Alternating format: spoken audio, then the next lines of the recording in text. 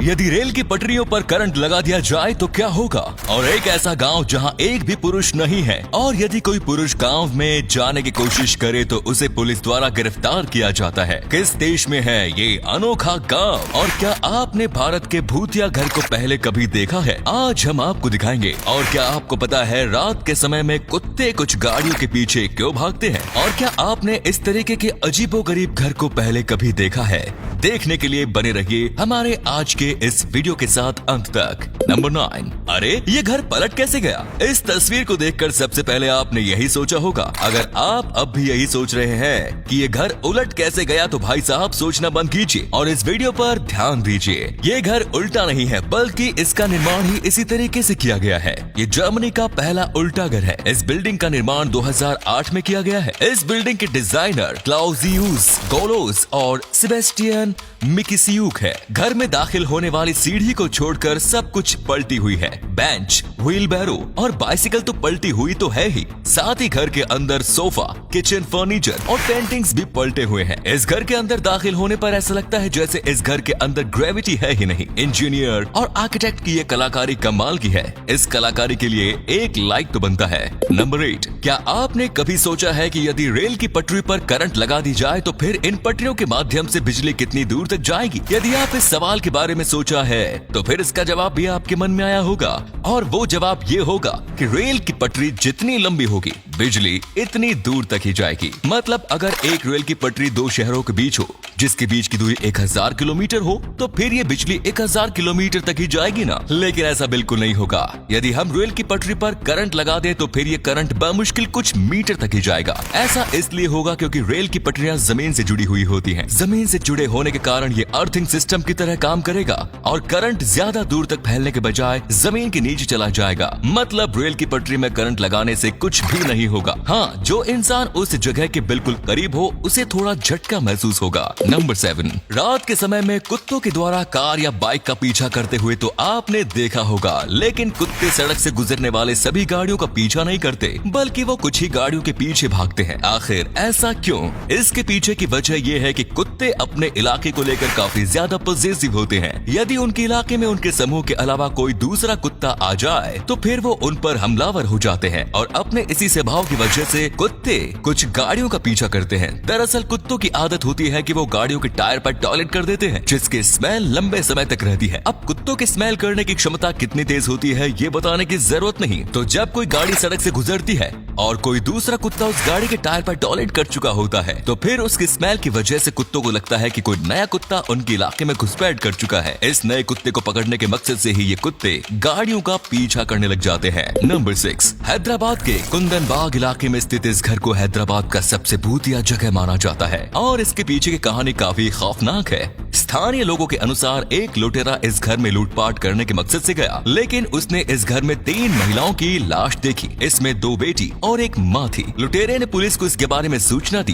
Postmortem report में पता चला कि इन तीनों की मृत्यु 6 महीने पहले ही हो चुकी थी। जब पड़ोसियों से तीनों के बारे में पूछा गया तो उन लोगों ने एक अलग ही कहानी बताई। लोगों के अनुसार ये महिला दोनों बेटियों के साथ मिलकर हर रात तांत्रिक क्रियाएं करती थी। ये तीनों रात के समय में कैंडल जलाकर अपने घर के चारों ओर घूमा करती थी। इनके बरामदे में एक बोतल लटका रहता था जिसमें खून की तरह कोई चीज होती थी। इस परिवार के इन सब कामों में इन्वॉल्व होने की वजह से सभी पड़ोसी इनसे दूर ही रहते थे। इस वजह से मृत्यु के 6 महीने बाद भी किसी को इनके बारे में पता नहीं चला। सबसे शॉकिंग फैक्ट तो ये है कि इनके पड़ोसियों को यकीन ही नहीं हुआ कि इनकी मृत्यु 6 महीने पहले ही हो चुकी है, क्योंकि वो लोग इन्हें हमेशा तांत्रिक क्रियाएं करते हुए ही देखा करते थे। अब इस कहानी में कितनी सच्चाई है वो तो हम नहीं जानते, लेकिन इस कहानी में कुंदन बाग के इस घर को सबसे भूतिया घर बना दिया। नंबर 5। अफ्रीकी देश केन्या में उमोजा नाम का एक गांव है। इस गांव की खास बात यह है कि यहाँ केवल महिलाएं ही रहती हैं। इस गांव में किसी भी पुरुष को रहने की इजाजत नहीं। इस गांव की स्थापना 1990 में रेबेका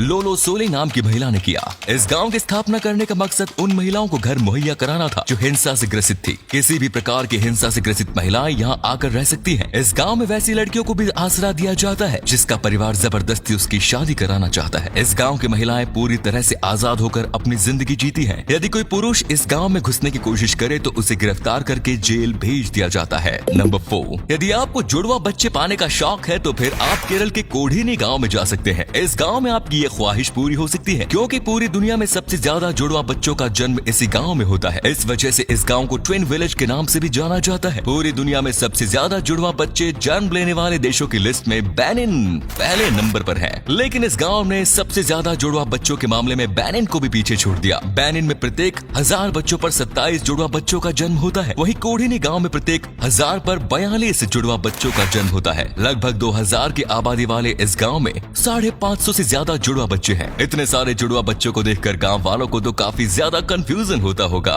नंबर 3, नो मैटर हम कितनी भी तरक्की क्यों न कर ले, दुनिया में आज भी ज्यादातर जगहों पर ट्रांसजेंडर लोगों को एक खास नजरिए से ही देखा जाता है। हालांकि अब स्थिति कुछ बदल रही है।